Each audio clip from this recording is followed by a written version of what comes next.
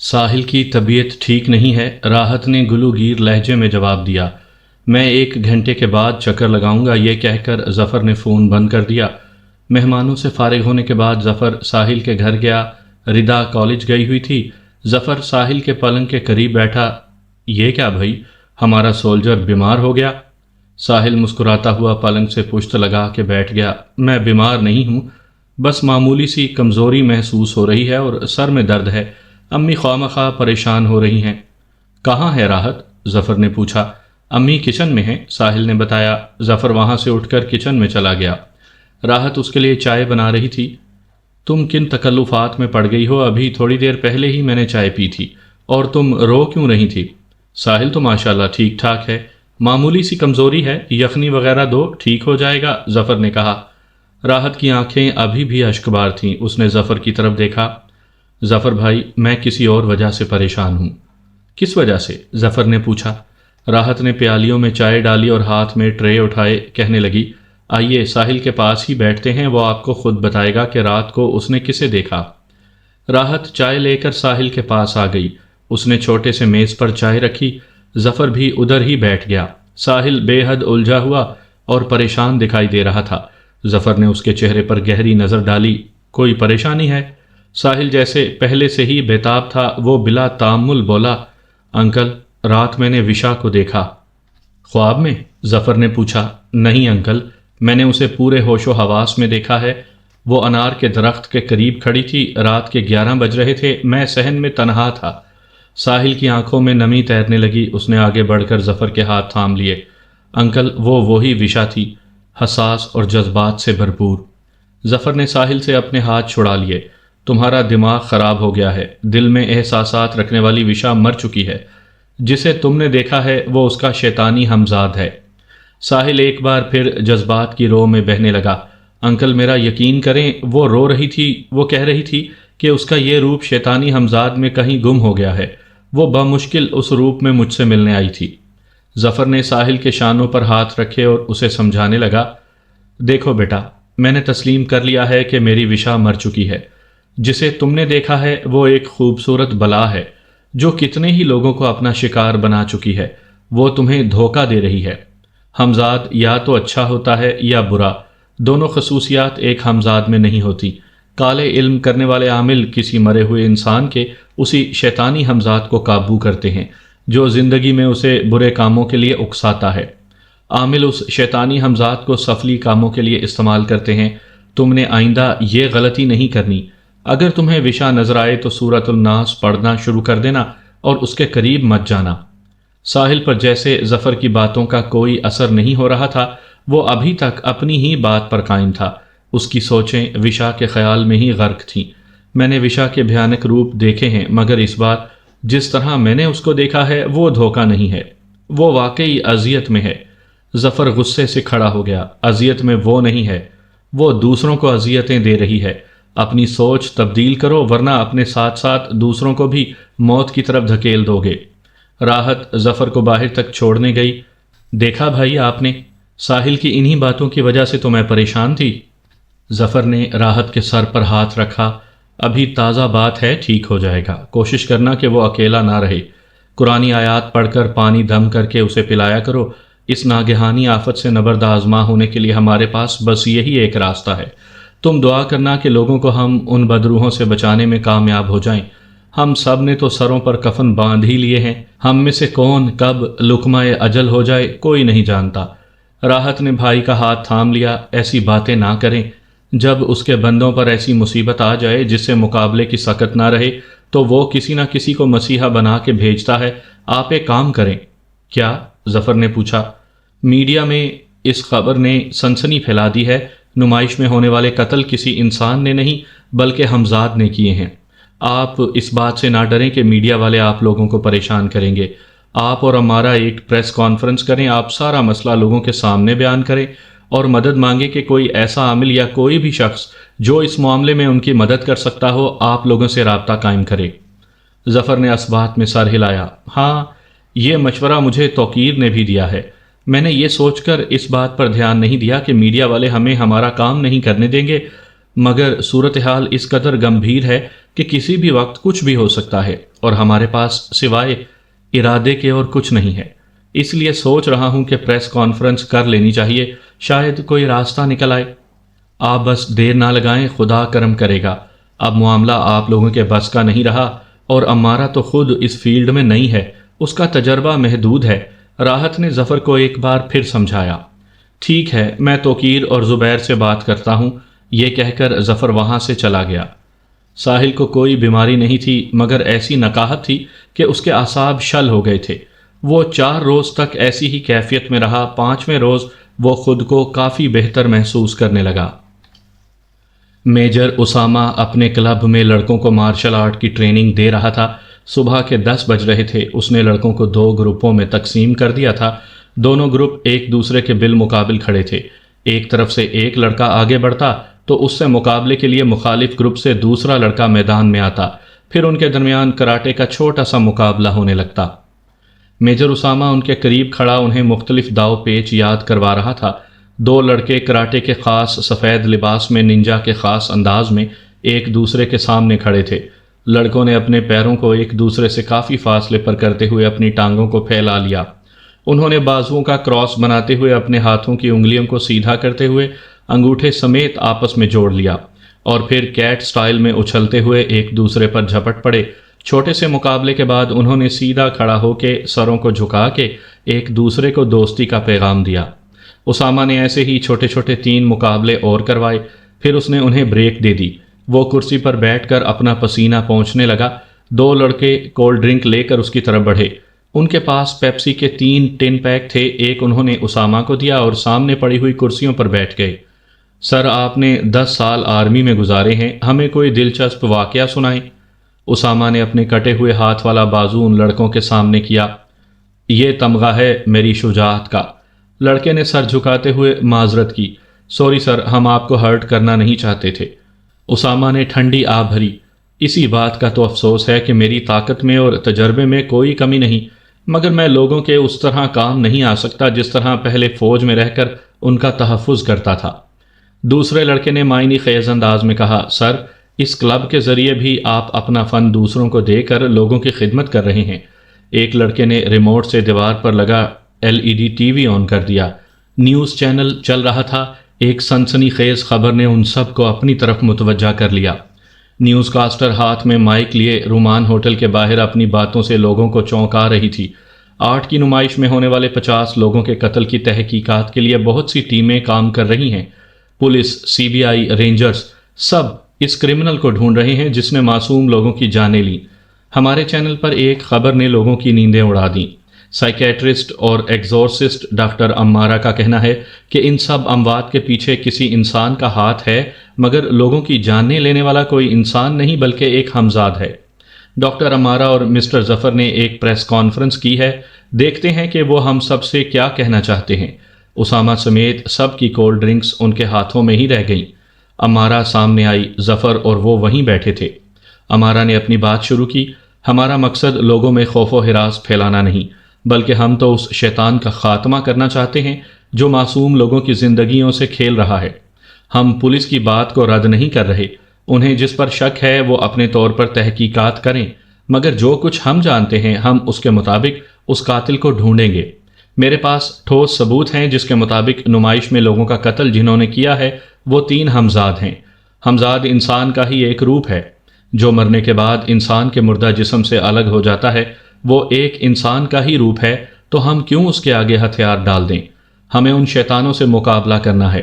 ہم آپ لوگوں کی مدد چاہتے ہیں، اگر کوئی ہماری مدد کرنا چاہتا ہے تو آگے بڑھے اور اس جنگ میں ہمارا ساتھ دے۔ سکرین پر امارہ کا موبائل نمبر اور گھر کا ایڈریس لکھا تھا۔ اسامہ نے اپنے موبائل پر وہ سب نوٹ کر لیا۔ اس خبر کے بعد مختلف لوگوں کے کمنٹس آنے لگے۔ کسی نے امارہ کی بات کا مذاق اڑایا اور کسی نے امارہ کی باتوں کو سچ مانتے ہوئے اسے گہرائی سے لیا۔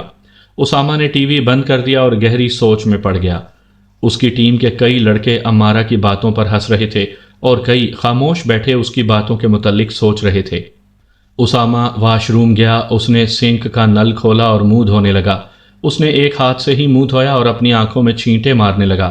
اس نے تولیہ اٹھانے کے لیے ہاتھ بڑھایا تو وہاں تولیہ نہیں تھا۔ اس نے دوسرے سٹینڈ سے تولیہ اٹھایا اور آئینے میں دیکھتے ہوئے چہرہ خشک کرنے لگا۔ اسے نل میں سے پانی گرنے کی آواز آئی۔ اس نے چونکتے ہوئے نل کی طرف دیکھا کیونکہ اس نے اچھی طرح سے نل بند کر دیا تھا۔ نل پوری طرح کھلا ہوا تھا اور اس سے کافی پانی نکل رہا تھا۔ اسامہ سنک کی طرف بڑھا اور دوبارہ نل بند کرنے لگا، مگر اس کا وال اس قدر سخت تھا کہ اپنی جگہ سے ہل نہیں رہا تھا۔ سنک کے سوراخ میں ربڑ نہیں لگایا تھا، اس کے باوجود سنک میں پانی جمع ہو رہا تھا۔ پانی پائپ کی طرف نہیں جا رہا تھا۔ یہ کیا گڑبڑ ہو گئی ہے؟ اسامہ سنک کی جالی چیک کرنے لگا کہ اچانک سے واش روم کا دروازہ خود بخود بند ہو گیا اور چٹخنی بھی لگ گئی۔ اسامہ کو خوف محسوس ہونے لگا۔ وہ پھٹی پھٹی آنکھوں سے چاروں طرف دیکھنے لگا۔ کون ہے؟ سنک اوپر تک پانی سے بھر گیا اور پانی اچھل اچھل کر باہر گرنے لگا۔ وہ ایک بار پھر سنک کا سوراخ کھولنے کی کوشش کرنے لگا۔ اچانک زلزلے کی سی گڑ گڑاہٹ کے ساتھ باتھ روم کے دروازے اور کھڑکیاں ہلنے لگیں۔ باتھ روم کی کھڑکی جو باہر کی طرف کھلتی تھی چٹاخ سے کھل گئی۔ اسامہ کو محسوس ہوا جیسے آئینے میں کسی کا عکس ہے۔ اس نے سر اوپر کرتے ہوئے آئینے کی طرف دیکھا تو پلک جھپکتے ہی وہ عکس غائب ہو گیا اور روشنی کی ایک تیز شعاع باہر سے کھڑکی کی جالی کو چیرتی ہوئی آئینے کی طرف بڑھی اور اس سے منعکس ہو کر اسامہ کی بائیں آنکھ میں داخل ہو گئی۔ اسامہ جیسے پتھر کا ہو گیا ہو۔ قدموں کو تھوڑا تھوڑا موڑتے ہوئے اس نے کھڑکی کی طرف منہ کر لیا۔ کھڑکی کے ساتھ دیوار پر کوئی سایہ تھا جو اس کا نہیں تھا، کیونکہ سائے کے دونوں ہاتھ تھے۔ وہ سایہ دھیرے دھیرے اسامہ کی طرف بڑھتا گیا اور پھر اس کے جسم میں داخل ہو گیا، جس کے ساتھ ہی اسامہ بے ہوش ہو گیا۔ دروازے کی چٹخنی خود بخود کھل گئی۔ کافی دیر اسامہ کے باہر نہ آنے پر شاگردوں کو تشویش ہوئی۔ ایک لڑکا باتھ روم کی طرف بڑھا، اس نے دروازے پر ہاتھ رکھا تو دروازہ کھل گیا۔ سامنے میجر اسامہ بے ہوش پڑا تھا۔ لڑکے نے آگے بڑھ کر چیک کیا، پھر اس نے دوسرے لڑکوں کو بلایا۔ 3 لڑکوں نے مل کر اسامہ کو اٹھایا۔ وہ اسے اندر ہال میں لے گئے۔ انہوں نے اسے صوفے پر لٹا دیا۔ ایک لڑکا جلدی سے میڈیکل باکس لے آیا۔ انہوں نے اسے معمولی سی ٹریٹمنٹ دی جس سے اسے ہوش آ گیا۔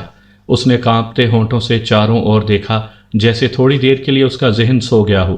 کچھ دیر بعد اس کی آنکھوں میں شناسائی سی جھانکنے لگی۔ مجھے کیا ہوا تھا؟ اسامہ نے لڑکوں کی طرف دیکھتے ہوئے پوچھا۔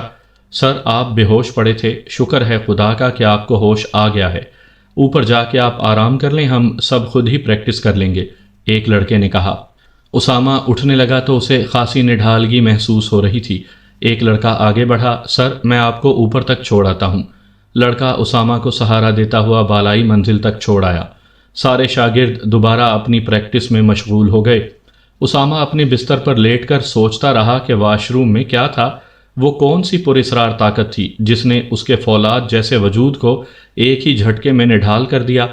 ایسے ہی سوچتے سوچتے اس کی آنکھ لگ گئی۔ وہ اس وقت جاگا جب ایک لڑکے کی آواز اس کی سماعت سے ٹکرائی۔ سر؟ اسامہ نے آنکھیں کھولی۔ سر، ہم سب جا رہے ہیں، ہماری پریکٹس مکمل ہو گئی ہے، لڑکے نے بتایا۔ ٹھیک ہے، تم لوگ جاؤ، اسامہ نے کہا۔ لڑکے کے جانے کے بعد اسامہ اپنے بستر سے اٹھا۔ اب وہ خود کو تندرست و توانا محسوس کر رہا تھا۔ وہ کھڑکی کی طرف بڑھا۔ اس نے پردے پیچھے کیے۔ شہر کا خوبصورت نظارہ اس کی آنکھوں کے سامنے تھا۔ اس کا ذہن ایک بار پھر اس خبر کی طرف چلا گیا۔ اس بار اسے یہ خبر کسی پہیلی کی طرح نہیں لگ رہی تھی، بلکہ اس کا ذہن اسے بارہا یقین دلا رہا تھا کہ واقعی حمزاد یہ سب کچھ کر سکتا ہے۔ اس خبر میں کہیں بھی کوئی بھی جھوٹ نہیں ہے۔ یہ ایک خوفناک حقیقت ہے۔ یہ ایک ناگہانی آفت ہے جو دھیرے دھیرے پورے شہر کو اپنی لپیٹ میں لے لے گی۔ اس نے وال کلاک کی طرف دیکھا۔ دوپہر کے 3 بج رہے تھے۔ میں اتنی دیر تک سوتا رہا؟ اس نے خود کلامی کی۔ اسے بھوک لگ رہی تھی۔ اس نے فریج سے برگر نکالا اور اسے اوون میں گرم کر لیا۔ اس نے فریج سے کیچپ بھی نکال لیا۔ وہ اپنا یہ مختصر سا لنچ لے کر صوفے پر بیٹھ گیا۔ اگلی صبح ہونے سے پہلے جب لوگ فجر کی نماز کی تیاری میں مصروف تھے، زرغام اپنے ناپاک ارادوں کی تکمیل میں مصروف تھا۔ وہ دریا کے کنارے ایک نوجوان کے ساتھ بیٹھا ہوا تھا۔ نوجوان کے ہاتھ میں ایک الو تھا۔ سورج طلوع نہیں ہوا تھا، اس لیے ابھی اندھیرے کا ہی راج تھا۔ لڑکے نے ایک ہاتھ میں ایمرجنسی لائٹ پکڑی ہوئی تھی۔ دھیرے دھیرے یہ اندھیرا چھٹ رہا تھا اور مدھم مدھم روشنی ہونے لگی تھی۔ زرغام نے جینز اور شرٹ کے ساتھ لانگ کوٹ پہنا ہوا تھا، جبکہ لڑکا قمیض شلوار میں تھا۔ زرغام کے ہاتھ میں ایک گڑیا تھی جس نے سرخ رنگ کا دلہن کا لباس پہنا ہوا تھا۔ زرغام کے پاس ایک ڈبیا میں بہت سی سوئیاں تھیں۔ اس نے ڈبیا کھول کر زمین پر رکھ دی۔ اس نے گڑیا زمین پر لٹائی اور ڈبیا سے سوئیاں نکالنے لگا۔ اس نے ہنستے ہوئے نوجوان کی طرف دیکھا، ایک سوئی دلہن کے دماغ پر اور ایک سوئی دلہن کے دل پر۔ یہ کہہ کر اس نے ایک سوئی گڑیا کے سر پر لگائی اور ایک سوئی گڑیا کے سینے پر لگا دی۔ پھر زرغام نے وہ گڑیا ایک طرف رکھ دی اور ایک بڑی سی پلیٹ نکالی، ساتھ ہی ایک چھوٹا سا شاپر بھی نکالا۔ شاپر میں آٹا تھا، اس نے آٹا پلیٹ میں ڈال دیا۔ نوجوان نے الو کو بمشکل قابو کر کے اس کے گلے پر چھری پھیر دی۔ الو تڑپنے لگا۔ نوجوان نے سر کٹے تڑپتے الو کو خشک آٹے کے اوپر لٹکا دیا۔ الو کے پنجے نوجوان کے ہاتھوں میں تھے، وہ اسے آٹے پر دائرے میں گھمانے لگا، جس سے الو کے جسم سے نکلتا خون آٹے پر دائرے بنانے لگا۔ ساتھ ساتھ وہ نوجوان اپنا ناپاک منتر بھی پڑھتا جا رہا تھا۔ زرغام کا یہ شاگرد اپنا کام بڑی مہارت سے کر رہا تھا۔ ان دونوں کو اپنا یہ کالا جادو طلوع آفتاب سے قبل مکمل کرنا تھا۔ زرغام نے تھوڑا سا پانی ڈال کر اس خون ملے آٹے کو گوندھ دیا، پھر اس نے لکڑی کی ایک ٹرے پر اس آٹے کو رکھ کر اس کا ایک پتلا بنا دیا۔ اس نے اس پتلے کے جسم پر بہت سی سوئیاں لگا دیں۔ اس نے دلہن بنی گڑیا اس پتلے کے ساتھ رکھ دی۔ اس نے وہ لکڑی کی ٹرے دریا میں بہا دی اور انتہائی صفاقی سے ہنسنے لگا۔ جاؤ دلہن اپنا دلہا ساتھ لے جاؤ، اس بار کام الٹا ہے، دلہا دلہن کو لے کر نہیں جائے گا بلکہ دلہن دلہے کو لے جائے گی، مگر دھیان رہے کہ کچھ دیر بعد یہ کشتی ڈوب جائے گی اور آٹے کا دلہا پانی میں گھل جائے گا۔ نوجوان کے لبوں پہ شیطانی مسکراہٹ پھیل گئی۔ اس نے زرغام کے کندھے پر ہاتھ رکھا۔ سر، اپنا سامان سمیٹتے ہیں، سورج نکلنے والا ہے۔ ان دونوں نے اپنا سامان سمیٹا اور وہاں سے نکل گئے۔ اسامہ حسب معمول صبح کے 6 بجے واک کے لیے گھر سے نکلا۔ گھر کے قریب ہی ایک کھلا میدان تھا۔ واک کے بعد وہ میدان میں ورزش کرنے لگا۔ وہ خود میں غیر معمولی تبدیلی محسوس کر رہا تھا۔ سرچ کیے بغیر کچھ معلومات اس کے ذہن میں خود بخود جمع ہو گئی تھیں۔ اس کا ذہن اسے مجبور کر رہا تھا کہ وہ ان سب حقائق پر یقین کرے۔ ایک رات میں وہ اسامہ نہیں رہا تھا۔ وہ یوگا کے انداز میں ہاتھوں کی انگلیوں اور پیروں کے پنجوں پر وزن ڈالتے ہوئے جھکا ہوا تھا۔ اچانک سے اس کا پھولا ہوا سانس بحال ہو گیا۔ اس کی جسمانی قوت بڑھ گئی۔ آنکھوں کی پتلی کا رنگ سیاہ سے نیلا ہو گیا۔ وہ سیدھا کھڑا ہو گیا۔ اس کا ذہن اپنے کسی ادھورے کام کی طرف مائل ہو گیا۔ وہ بے چینی سے اپنے ٹراؤزر کی جیبیں ٹٹولنے لگا۔ اس کے ہاتھ ایک چیز لگی۔ یہ ایک کپڑے کا پاؤچ تھا۔ اس نے وہ باہر نکالا، اسے کھولا تو اس میں نگینوں سے جڑا پنجہ تھا، جس میں عقیق، نیلم اور یاقوت کے پتھروں کو باریک باریک زنجیروں میں جکڑا ہوا تھا۔ یہ زنجیریں ایک طرف ایک انگوٹھی سے منسوب تھیں جس میں زرکون لگا تھا اور دوسری طرف وہ ایک کڑے سے جڑی تھیں۔ اسامہ کے لیے وہ نئی چیز تھی، مگر اس کے ذہن میں اس چیز کی یادداشت موجود تھی۔ وہ اسے پہچانتا تھا۔ اس نے وہ پنجہ اپنے ہاتھ میں پہن لیا۔ گھر سے نکلتے ہوئے اس کے ٹراؤزر میں کوئی چیز نہیں تھی، مگر اس کا وقت لمحہ بہ لمحہ بدل رہا تھا۔ اس نئی تبدیلی کے ساتھ ساتھ وہ اپنے موجودہ وقت سے بھی نہیں کٹا تھا، مگر کوئی تھا جو اس کے ذہن میں داخل ہو کے اسے نئے راستے پر چلا رہا تھا۔ امارا اپنے کلینک میں گم سم سی بیٹھی تھی۔ صبح کے 9 بج رہے تھے، اس لیے وہ ابھی فارغ تھی۔ ابھی اس کے کلینک میں کوئی مریض نہیں تھا۔ وہ کسی گہری سوچ میں ڈوبی ہوئی تھی کہ فون کی بیل بجی۔ اس نے فون اٹھایا تو ظفر لائن پر تھا۔ کیسی ہو؟ ظفر نے پوچھا۔ بس ٹھیک ہوں، امارا نے روندھی ہوئی آواز میں کہا۔ ظفر نے ٹھنڈی آہ بھری۔ ہم ابھی تک کچھ بھی نہیں کر سکے، ابھی مل کر کچھ کرنے کا وقت ہے۔ اور ساحل کو کیا ہوا؟ امارا نے پوچھا۔ تم تو سائیکائٹرسٹ ہو، تم اس کا علاج کر سکتی ہو، لیکن مسئلہ کیا ہے؟ ظفر نے امارا کو ساری بات بتائی کہ کس طرح ساحل کو وشا نظر آئی۔ امارا سب سن کر سخت پریشان ہو گئی۔ یہ تو بہت خطرناک بات ہے۔ ساحل کو تو سمجھایا جا سکتا ہے، مگر وشا اس کا پیچھا اتنی آسانی سے نہیں چھوڑے گی۔ دوسرے لفظوں میں یہ کہ ساحل کی جان کو خطرہ ہے۔ ظفر بھی پریشان ہو گیا۔ اب ہمیں کیا کرنا چاہیے؟ فی الحال تو آپ ساحل کو میرے پاس بھیجیں، میں اسے سمجھا دوں، پھر دیکھتے ہیں کہ کرنا کیا ہے۔ مجھے بہت امید تھی کہ خیام ہماری مدد کرے گا، مگر 50 لوگوں کی اموات کے بعد مجھے اس سے بھی کوئی امید نہیں رہی۔ ظفر نے امارا کی بات کی تردید کی۔ یہ بہت پیچیدہ اور راز کی باتیں ہیں، ہم نہیں جان سکتے ہیں کہ خیام نے ایسا کیوں کیا۔ تم اسے روحانی عمل کے ذریعے سے بات تو کرو۔ اس نے مجھے منع کیا تھا کہ اسے عمل سے بلانے کی کوشش نہ کی جائے۔ اس نے کہا تھا کہ جب ہمیں اس کی مدد کی ضرورت ہوگی تو وہ آ جائے گا، امارا نے بتایا۔ ظفر نے اسے تسلی دی۔ خدا پر بھروسہ رکھو، وہ ضرور کسی نہ کسی کو مسیحا بنا کے بھیجے گا۔ ہم نے جو میڈیا کے ذریعے مدد کی اپیل کی ہے اس سے ہمیں فائدہ ضرور ہوگا۔ ہم خیام کے بارے میں کوئی اندازہ نہیں لگا سکتے کیونکہ وہ کوئی انسان نہیں ہمزاد ہے۔ ہماری سوچ اور ہمارا علم محدود ہے۔ امارا نے لمبا سانس کھینچا۔ شاید میں زیادہ جذباتی ہو رہی ہوں۔ بہرحال ساحل والا مسئلہ تو پریشان کن ہے، آپ جتنی جلدی ہو سکے ساحل کو میرے پاس بھیجیں۔ ٹھیک ہے، میں آج ہی ساحل سے بات کرتا ہوں۔ ظفر نے فون بند کر دیا۔ ساحل اپنے کپڑے استری کر رہا تھا۔ ردا کالج جا چکی تھی۔ راحت ساحل کے پاس آئی۔ چھوڑو، میں استری کرتی ہوں۔ ساحل نے بہت پیار سے ماں کا ہاتھ پیچھے کیا۔ میری پیاری امی جان، میں کر لوں گا۔ آپ میری جرابیں اور بوٹ نکال دیں۔ کہاں جا رہے ہو؟ راحت نے پوچھا۔ ایک جاب کے لیے اپلائی کیا ہے، اسی کے انٹرویو کے لیے جا رہا ہوں۔ اور تمہاری CSS کی تیاری؟ وہ تیاری بھی ہوتی رہے گی۔ میرے لیے چھوٹی سی جاب بہت ضروری ہے جس سے میں گھر کا کچھ خرچہ بھی نکال سکوں اور پڑھائی کے لیے بھی وقت نکال سکوں۔ آپ بے فکر رہیں، پہلے جو بھی ہوا اس پر میرا بس نہیں تھا، میں CSS کی تیاری نہیں کر سکا، مگر اب میں نے سوچ لیا ہے کہ کسی کے جانے سے زندگی ختم نہیں ہوتی۔ آپ اور ردا بھی میری ذمہ داری ہیں۔ میں پوری محنت سے اب CSS کی تیاری کروں گا۔ ساحل نے استری کی ہوئی پینٹ ہینگر پر لٹکاتے ہوئے کہا۔ راحت کی آنکھیں بھیگ گئیں۔ اس نے ساحل کے سر پر شفقت سے ہاتھ پھیرا۔ خدا تمہیں کامیاب کرے۔ پھر وہ کمرے میں گئی اور وہاں سے تعویذ اٹھا کر لے آئی۔ اس نے تعویذ ساحل کے گلے میں ڈالا۔ تم سے میں نے کتنی بار کہا ہے کہ یہ تعویذ گلے میں پہن کے رکھو، خدا تمہیں ہر مصیبت سے بچائے گا۔ ساحل نے مسکراتے ہوئے ماں کی طرف دیکھا۔ نہ اتنا وہم کیا کریں، مجھے کچھ نہیں ہوگا۔ یہ کہہ کر ساحل دوبارہ اپنی شرٹ استری کرنے لگا۔ راحت گھر کے کاموں میں مصروف ہو گئی۔ ساحل کپڑے تبدیل کرنے لگا تو اس نے اپنے چہرے کو چھوا۔ او، میں نے تو شیو ہی نہیں کی۔ اس نے کپڑے استری سٹینڈ پر رکھے اور واش روم کی طرف بڑھا۔ اسے تعویذ کا خیال آیا۔ واش روم میں جانے سے کہیں تعویذ کی بے ادبی نہ ہو، اس خیال سے اس نے تعویذ گلے سے اتار کر استری سٹینڈ پر رکھ دیا۔ اس نے شیو کی اور پھر کپڑے تبدیل کر لیے۔ پھر وہ تیزی سے اپنی موٹر بائک کی طرف بڑھا۔ امی دروازہ بند کر لیں، مجھے دیر ہو رہی ہے، میں جا رہا ہوں۔ راحت بیٹے کی آواز سن کر سارے کام چھوڑ کر باہر آ گئی۔ ساحل جا چکا تھا۔ اللہ کے حوالے، یہ کہہ کر اس نے دروازہ بند کر دیا۔ تقریباً 20 منٹ کے بعد ساحل مین روڈ پر تھا جہاں خاصی ٹریفک تھی۔ اس کی موٹر بائک بھی اب آہستہ چل رہی تھی۔ اس نے ہینڈل پر زور سے ہاتھ مارا۔ کیا مصیبت ہے، سارا وقت تو میرا یہیں لگ جائے گا، مجھے ذرا پہلے نکلنا چاہیے تھا۔ کچھ دیر بعد گاڑیوں کی بھیڑ ذرا کم ہوئی تو اس نے اپنی بائک کی سپیڈ دوبارہ تیز کر دی۔ نہ جانے کہاں سے اچانک سفید چادر اوڑھے ایک لڑکی ہاتھ کو لہراتی ہوئی اس کی بائک کے آگے آ گئی۔ فاصلہ کم ہونے کی وجہ سے ساحل نے بمشکل بریک لگائی۔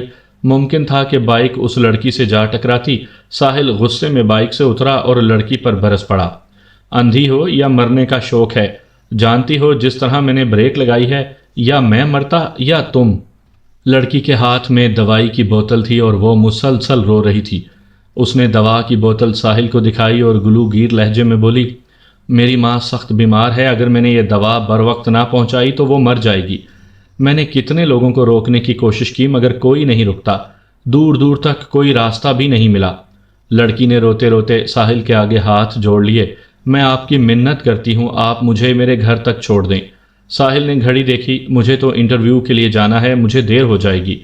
آپ کو تو نوکری اور بھی مل جائے گی مگر مجھے میری ماں نہیں ملے گی۔ لڑکی نے پھر منت کی۔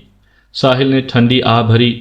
اچھا، آ جاؤ، بیٹھ جاؤ میرے ساتھ۔ ساحل نے بائک سٹارٹ کی تو لڑکی جلدی سے اس کے پیچھے بیٹھ گئی۔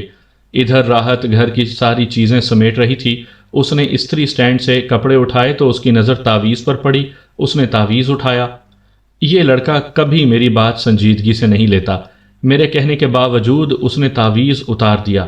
وہ تعویذ اٹھا کر اندر لے گئی۔ ساحل لڑکی کے بتائے ہوئے راستے پر چل رہا تھا مگر اس کا ذہن اس نوکری کی طرف ہی تھا۔ میں اب اس انٹرویو کے لیے نہیں پہنچ سکتا، نہ جانے ایسی نوکری دوبارہ ملے گی بھی یا نہیں۔ اس نے بیزاری سے راستے کی طرف دیکھا۔ اور کتنی دور ہے تمہارا گھر؟ بس نزدیک ہی ہے، آپ سیدھا جا کے دائیں طرف مڑ جائیں، لڑکی نے انتہائی معصومیت سے کہا۔ ساحل نے تشویش بھرے لہجے میں پوچھا، وہ سڑک تو قبرستان کی طرف جاتی ہے۔ کیوں، کیا ہوا؟ کیا قبرستان کے پاس لوگ نہیں رہتے؟ لڑکی نے ساحل کو خاموش کر دیا۔ ساحل سیدھا جا کے دائیں طرف مڑ گیا۔ تھوڑے ہی فاصلے کے بعد سڑک کے ساتھ ساتھ قبرستان کی دیوار شروع ہو گئی۔ لڑکی نے ساحل سے قبرستان کے داخلی دروازے کے قریب بائک روکنے کو کہا۔ ساحل نے بائک روک دی۔ لڑکی بائک سے اتری تو ساحل بھی بائک سے اتر گیا۔ یہ تم قبرستان میں کہاں جا رہی ہو؟ گندمی رنگت والی دبلی پتلی سی وہ لڑکی 18 یا 19 سال کے لگ بھگ معلوم ہوتی تھی۔ اس نے اپنی لمبی لمبی غزالی آنکھوں سے ساحل کی طرف دیکھا۔ اندر تو آؤ، میں تمہیں سب سمجھا دوں گی۔ ساحل کے من میں سوال اٹھ رہا تھا کہ ماں کی بیماری کو لے کر اس قدر بے چین اور گھبرائی ہوئی لڑکی میں اچانک تحمل کیسے آ گیا۔ اس لڑکی کی بات میں نہ جانے ایسا کیا تھا کہ ساحل اسے منع نہ کر سکا اور اس کے ساتھ ساتھ چل پڑا۔ وہ دونوں چھوٹے سے تنگ سے راستے پر چل رہے تھے۔ اس راستے کے دونوں طرف قبریں تھیں۔ اکثر قبرستان میں کوئی نہ کوئی شخص دکھائی دیتا ہے، مگر اس قبرستان میں مکمل سناٹا تھا۔ دور دور تک سوائے ان دونوں کے کوئی دکھائی نہیں دے رہا تھا۔ یہ قبریں جو عبرت کی کہانیاں سناتی ہیں، کبھی ڈراتی ہیں، کبھی رلاتی ہیں، انسان کے غم سے نڈھال چور چور وجود کو دنیا سے چھپا کے خود میں سمو لیتی ہیں۔ ساحل اپنے دھیان میں بول رہا تھا۔ لڑکی نے پلٹ کر پوچھا، تم بھی ڈرتے ہو ان قبروں سے؟ نہیں، میں نہیں ڈرتا۔ اچھا، آج پتہ چل جائے گا، لڑکی نے تمسخرانہ انداز میں کہا۔ کیا مطلب؟ لڑکی نے جواب دینے کے بجائے اپنی انگلی سے سامنے کی طرف اشارہ کیا۔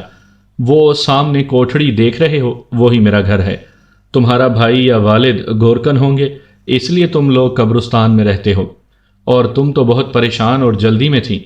اب کیوں اتنا آہستہ چل رہی ہو؟ جا کے ماں کو دوا دو۔ لڑکی چلتے چلتے رک گئی۔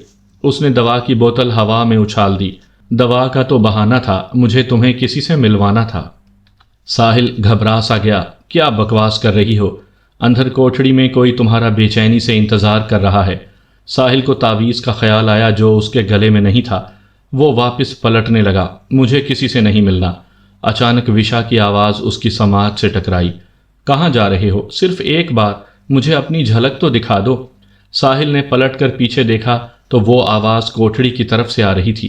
وشا کی آواز نے ساحل کو بے چین کر دیا۔ اس پر عجب سا سحر طاری ہو گیا، جس میں اس کے ذہن میں اسی وشا کا خیال ابھرنے لگا جو اسے چاہتی تھی۔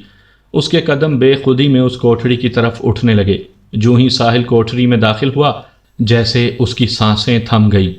اس پر دل کے احساسات کا فسون چھا گیا۔ اس کی زندگی کی سب سے بڑی خواہش تکمیل کا روپ لیے اس کے سامنے بیٹھی تھی۔ وشا دلہن کے سرخ لباس میں ایک پرانی سی چارپائی پر اس کے سامنے بیٹھی تھی۔ وشا؟ جو ہی ساحل کے منہ سے وشا کا نام نکلا، کمرے کا ماحول کسی طلسم سے چند ہی ساعتوں میں بدل گیا۔ مٹی کی کوٹھری کسی شاندار کمرے میں تبدیل ہو گئی۔ وشا دلہن بنی مخملی بستر کے خوبصورت پلنگ پر بیٹھی تھی۔ ساحل نے مبہوت نظروں سے اپنے لباس کی طرف دیکھا۔ اس کا لباس بھی تبدیل ہو چکا تھا۔ اس نے براؤن شیروانی اور چوڑی دار پاجامہ پہنا ہوا تھا۔ اس کے سر پر کلا تھا۔ یہ مبہم سی تبدیلی اس کی سماعت میں سرگوشیاں کر رہی تھی کہ آج اس کی اور وشا کی شادی ہے۔ آج وہ اور وشا ایک ہونے والے ہیں۔ جس محبوب کا غم اس کے لیے عمر بھر کا روگ بن گیا تھا، آج وہ غم اس کی عمر بھر کی خوشی میں بدلنے جا رہا تھا۔ خوشی کے ایک خوبصورت احساس کے ساتھ ساتھ دماغ کی کوئی قوت تھی جو اسے وہاں سے جانے کے لیے کہہ رہی تھی، مگر آہستہ آہستہ اس کی سوچیں کسی کی تابع ہوتی جا رہی تھیں۔ وہ دھیرے دھیرے وشا کی طرف بڑھنے لگا۔ اسے قدموں کی آہٹ سنائی دی۔ اس نے پلٹ کر دیکھا تو وہی کم سن لڑکی چادر اوڑھے دروازے پر کھڑی تھی۔ وہ لڑکی ساحل کی طرف دیکھ کر مسکرانے لگی، پھر اس نے آنکھیں بند کر لی۔ ایک ہی پل میں اس کا سادہ سا لباس سبز رنگ کی کرتی اور لہنگے میں بدل گیا۔ اس کا چہرہ بھی بدل گیا۔ ساحل کی آنکھیں پھٹی کی پھٹی رہ گئیں۔ وہ حوریہ تھی جس کے لبوں پہ شیطانی مسکراہٹ بکھری ہوئی تھی۔ اس بار اس کے ذہن نے اسے پوری طرح جھٹک دیا۔ اسے ہوش آنے لگا کہ وہ یہاں سے نکل جائے۔ وہ تیزی سے دروازے کی طرف بڑھا تو وشا کی آواز اس کی سماعت سے ٹکرائی۔ مجھے اس طرح چھوڑ کر جا رہے ہو؟ ایک بار پھر ساحل اپنے ہوش کھو گیا۔ وہ دوبارہ وشا کی طرف بڑھنے لگا۔ وہ وشا کے قریب بیٹھ گیا۔ وہ پری جیسی دکھ رہی تھی، خوبصورت اور معصوم۔ وہ حسن اس دنیا کا تھا ہی نہیں۔ وہ کسی کے خوابوں کی شہزادی تھی یا کسی مصور کا تخیل۔ جو بھی تھا وہ ساحل کی تھی۔ اس نے اپنی دمکتی آنکھوں سے ساحل کی آنکھوں میں جھانکا۔ اب یہ وشا تم سے کبھی دور نہیں جائے گی۔ کچھ دیر کے بعد ہماری شادی ہو جائے گی اور ہم ہمیشہ ہمیشہ کے لیے ایک ہو جائیں گے۔ ساحل کی نظریں وشا کے چہرے پر ٹھہر گئی تھیں۔ خود پر رشک کرنے کو دل چاہ رہا تھا، مگر کوئی شائبہ تھا جو دماغ میں کروٹیں بدل رہا تھا۔ ایسے سراپائے حسن کا مالک بننے جا رہا تھا، مگر خوشی کے اس احساس میں دبی چنگاریوں کو بھی محسوس کر رہا تھا۔ عجیب سا اضطرار تھا۔ وشا نے آنکھوں ہی آنکھوں میں حوریہ کو کوئی اشارہ کیا۔ حوریہ وہاں سے چلی گئی۔ کچھ دیر کے بعد وہ کاغذ کی سجی ہوئی پلیٹ میں ایک گہنا لے کر آئی۔ وہ مسکراتی ہوئی ساحل کی طرف بڑھی۔ وہ پلیٹ لے کر اس کے قریب بیٹھ گئی۔ اپنا ہاتھ اوپر کرو، میں تمہیں یہ گہنا پہنا دوں۔ وشا نے شرماتے ہوئے پلکیں جھکا دیں۔ ساحل نے حوریہ سے موتیے کے پھولوں کا گہنا پہن لیا۔ گہنا پہنتے ہی اس کی مدہوشی کو جھنجھوڑتی ہوئی اس کی ذہنی قوتیں سو گئیں۔ اسے وشا کے علاوہ کچھ یاد نہیں رہا۔ وہ اپنی زندگی کے دوسرے رشتوں سے بے خبر ہو گیا۔